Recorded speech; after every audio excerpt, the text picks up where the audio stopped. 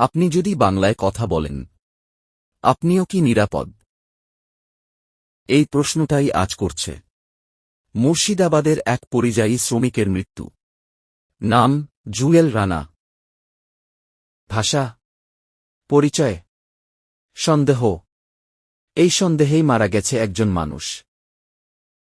তিনি কোনো অপরাধী নন। তিনি একজন পরিযায়ী শ্রমিক, পশ্চিমবঙ্গের মুর্শিদাবাদ জেলার সুতি এলাকার বাসিন্দা। তার নাম জুয়েল রানা। রুজির খোঁজে জুয়েল রানা ওডিশায় কাজ করতে গিয়েছিলেন।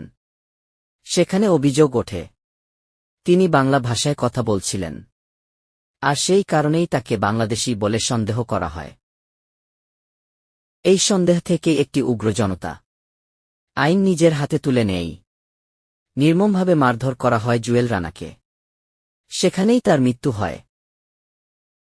ভাষা কি অপরাধ? সন্দেহ কি শাস্তির কারণ? আইনের কাজ কে করবে, রাষ্ট্র না জনতা? ভাষা অপরাধ নয়, মানব জীবন অমূল্য। Justice for Jewel Rana. সত্য আর ন্যায়ের পক্ষে থাকতে এই চ্যানেলটি সাবস্ক্রাইব করুন, কারণ আজ জুয়েল, কাল প্রশ্নটা আমাদের সবার।